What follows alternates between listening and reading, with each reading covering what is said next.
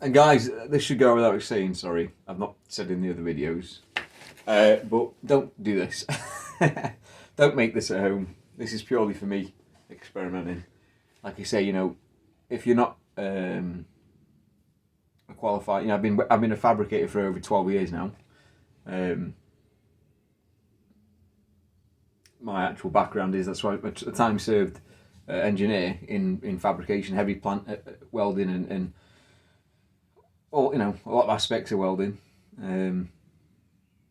Mostly nowadays I do a lot of stainless TIG, but yeah, my background's in like heavy, a lot of like MIG, stick welding. So yeah, don't weld a boiler in at home and stuff. Like this is purely, I'm gonna, you know, if anything goes wrong, which obviously I'm taking precaution and taking all the right steps and stuff, it's gonna get injured. So yeah, don't do it. Yeah, it's probably a bad idea. But like I say, I'm, you know, I can look after myself. But definitely, if it's not something that, you know, it's not your trade that you fall back on, I wouldn't be doing this.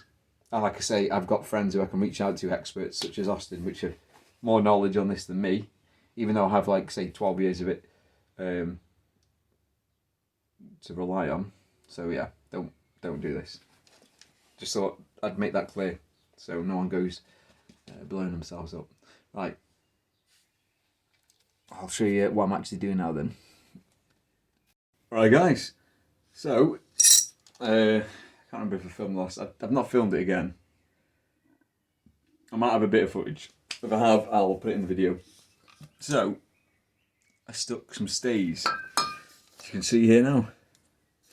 Obviously, because when I tested it to, it was 160 bar that I tested it to, it swelled ever so slightly on the ends. It was fine at the 75, which is what it's running at. Obviously, the double working pressure. Again, this isn't the boiler that I'm going to be using. This is just a little prototype. I'll get the, one second, I'll grab the tube that I'll be using.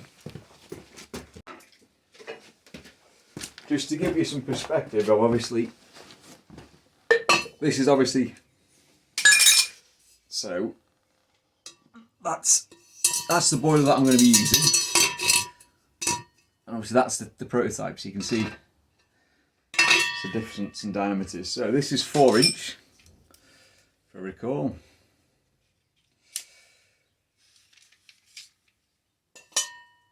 Yeah, well, 113 ID, 113 mil. And this one is 79, so 80 mil. And the wall thicknesses, this is,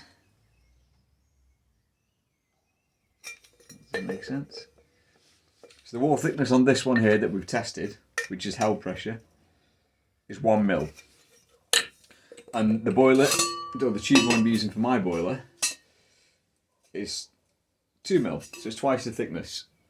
And now the end plates are, here's the end plates that we've used on this one. So 1.6 mil. The ones that go in on my boiler are 2.5. So I have no worries that this boiler here is going to withstand the 75 psi and the 150 pressure test. Obviously, because this is the one that I've tested on, the welding. This is like the prototype, just to get used to it. Obviously, I was doing this with Austin, so he's going to come around and finish his, which is this one here. Do his kettle, whatever he wants to do. And yeah, all I've done is I've banged in 4 stays, which is just 10 mil plumbing pipe for now. Like I say, just to see if it affects the end swelling. Because this one's going to be having quite a few stays in it.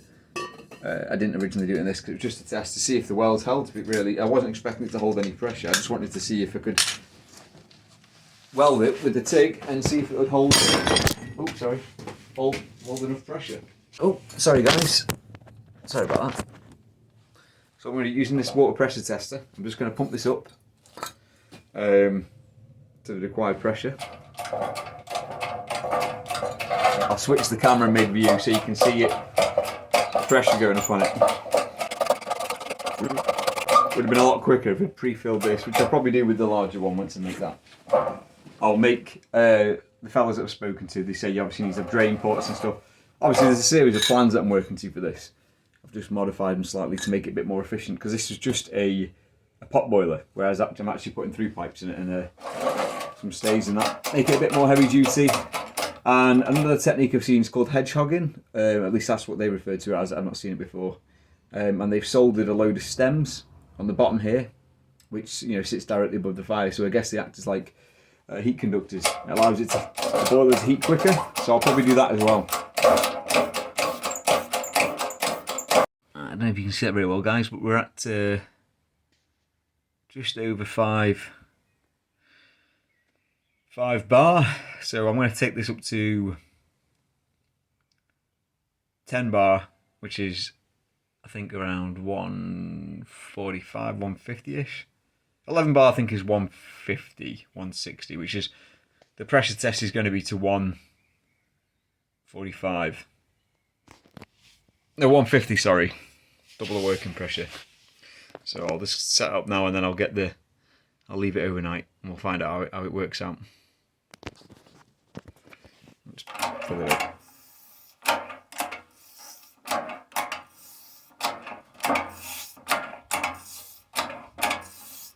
One second. I'm going to throw this in a bucket of water in case it just bursts. It'll just splash water everywhere. Right, so there we are, 10 bar. Do we take it to 11? Let's take it to 11.